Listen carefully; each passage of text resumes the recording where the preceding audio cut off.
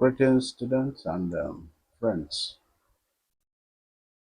I want us to look at something that has been bothering the society at large, and it's a big concern to everybody this time.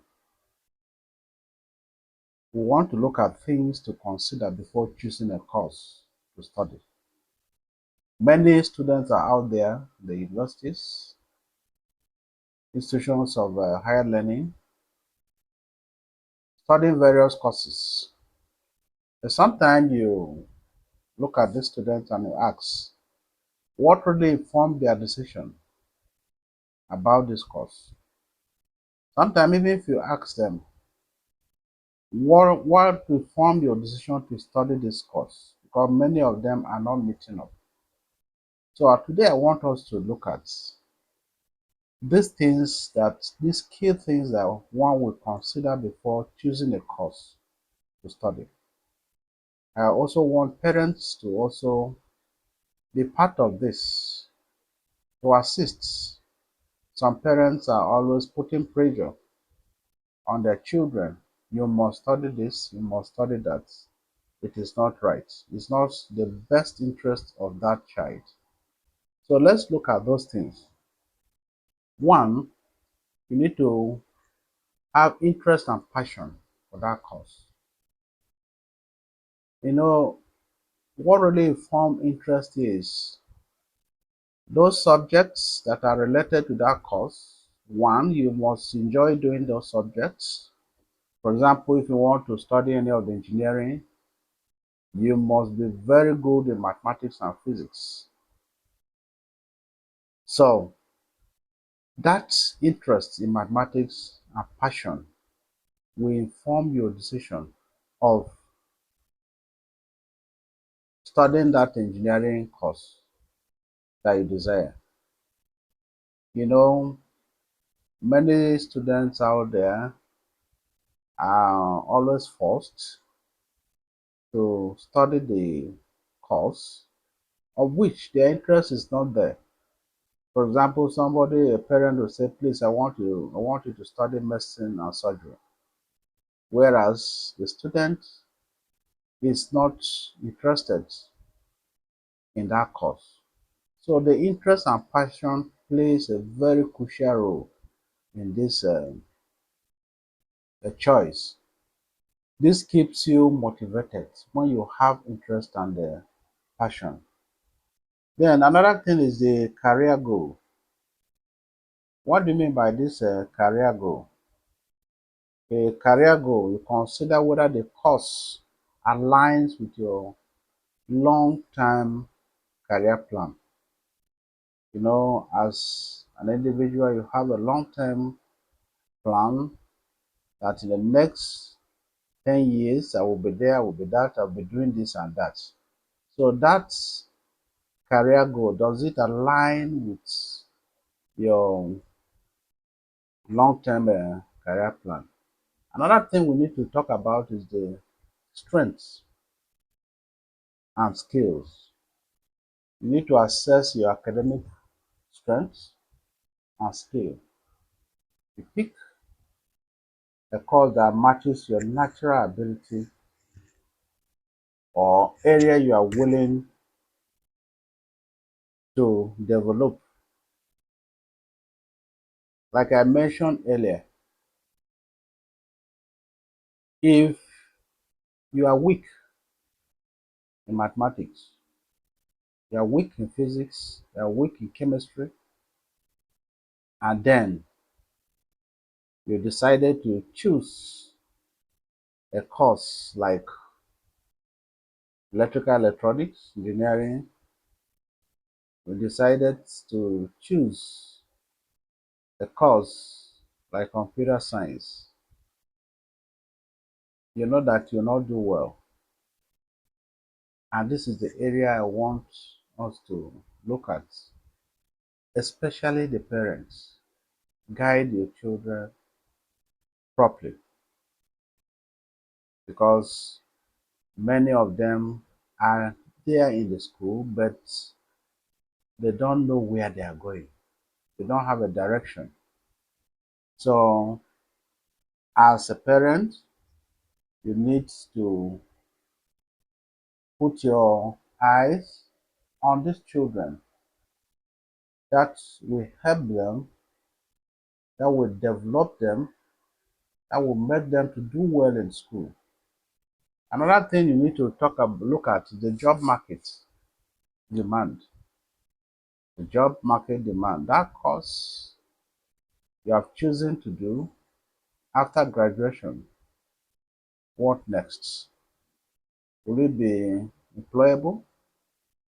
Will you have a job? Will you have something to do? I know some degrees offer broader job prospects, rather. They offer broader job prospects than others. For example, someone will study um, chemical engineering, another one will study petroleum engineering. That one that has studied petroleum engineering is restricted to the oil and gas industry. But someone who has studied chemical engineering can also work in the oil and gas and still work somewhere else. So when we are making this choice, not that I'm discouraging some people or someone from studying any course, but you need to weigh yourself, look at this, and by the time you look at the parameters, you now take your decision. Then the reputation of the institution you want to study. There are some of the institutions of higher learning. Once you mention that you graduated there, people look at you as if maybe you didn't even go to school. Look at the reputation of the institution, the quality of teaching and learning, the quality of teachers, the quality of lecturers, and then the ranking of this institution. This helps a lot. There are some of the institution when you say you have graduated there, people will pick interest in you. But there are some, by the time you mention, they will now be looking at you as someone who has not even gone to school. That course you want to study, also look at the financial implication. Can you foot the bills? Can you afford it? There are some of the courses that are so demanding financially. You need to look at all this, and by the time you consider this thing to inform your decision whether to continue or to make another choice. Another thing is the duration of the course and the commitment. There are some of the courses that take a longer time. You need to prepare your mind. For example, if you are reading a course like medicine and surgery or pharmacy, by the time you pass through the school, it takes not less than 5 to 6 years. Then you do your internship before NYSC. So you also need to look at this. Can you carry it? If the answer is yes, you also go ahead. Another thing is accreditation and recognition.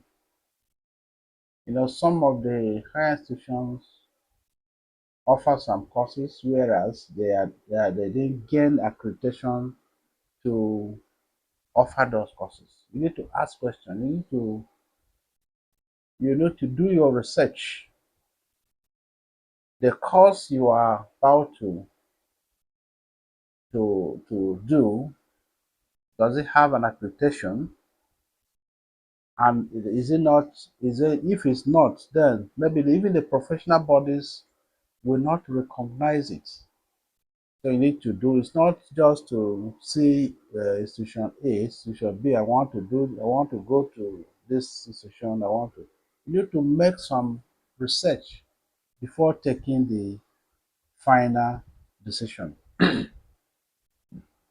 Last but not the least, you need to talk about the location.